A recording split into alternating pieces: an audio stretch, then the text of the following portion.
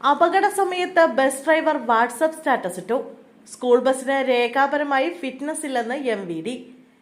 കണ്ണൂരിൽ school bus നിയന്ത്രണം വിട്ട് മറിഞ്ഞ് അപകടത്തിൽ വിദ്യാർത്ഥിക്ക് ദാരുണാന്ത്യം. അപകടത്തിൽ 15 കുട്ടികൾക്ക് പരിക്കേറ്റു. കുട്ടികളെ ആശുപത്രിയിൽ പ്രവേശിപ്പിച്ചു. കുറമാത്തൂർ ചിന്മയ സ്കൂളിലെ കുട്ടികൾ സഞ്ചരിച്ച സ്കൂൾ ബസ്സാണ് അപകടത്തിൽപ്പെട്ടത്.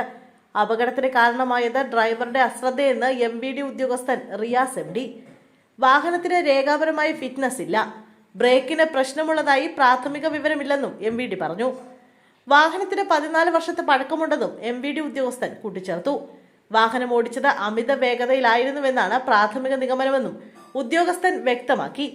അപകടമുണ്ടായ സമയത്ത് ബസ് ഡ്രൈവർ മൊബൈൽ ഫോണിൽ വാട്സപ്പ് ഉപയോഗിച്ചിരുന്നുവെന്നാണ് സൂചന. ഇതുമായി ബന്ധപ്പെട്ട തെളിവുകൾ പുറത്തുവന്നു. ബസ് ഡ്രൈവർ നിസാമുദ്ദീൻ ബുധനാഴ്ച വൈകിട്ട് 4:03 വാട്സപ്പിൽ സ്റ്റാറ്റസ് ഇട്ടതിന്റെ തെളിവുകളാണ് പുറത്തുവന്നത്. വാഹനാപകടം ഉണ്ടായതും ഇതേ സമയത്താണെന്ന് സംഭവത്തിന്റെ CCTV ദൃശ്യങ്ങൾ വ്യക്തമാക്കുന്നു. എന്നാൽ താൻ വാഹനം ഓടിക്കുമ്പോൾ മൊബൈൽ ഫോൺ ഉപയോഗിച്ചിട്ടില്ലെന്ന് ഡ്രൈവർ നിസാമുദ്ദീൻ പറഞ്ഞു. നേരത്തെ ഇട്ട സ്റ്റാറ്റസ് അപ്ലോഡാകാൻ വൈകിയതാകുമെന്നും നിസാമുദ്ദീൻ പറഞ്ഞു. ഇന്ന് വൈകിട്ടോടെയായിരുന്നു കണ്ണൂർ വളക്കയിൽ സ്കൂൾ ബസ് അപകടത്തിൽപ്പെട്ടത്. കുറമാത്തൂർ ചിന്മയ സ്കൂളിലെ കുട്ടികൾ സഞ്ചരിച്ച സ്കൂൾ ബസ്സാണ് അപകടത്തിൽപ്പെട്ടത്. സ്കൂളിലെ 5ാം ക്ലാസ് വിദ്യാർത്ഥിനിയായ നേതിയാണ് അപകടത്തിൽ ദാരുണമായി കൊല്ലപ്പെട്ടത്. നിയന്ത്രണം നഷ്ടപ്പെട്ട ബസ് 3 തവണയോളം മലക്കം മറിഞ്ഞാണ് റോഡിലേക്ക് പതിച്ചത്. സംഭവത്തിന്റെ CCTV ദൃശ്യങ്ങൾ പുറത്തു വന്നിരുന്നു.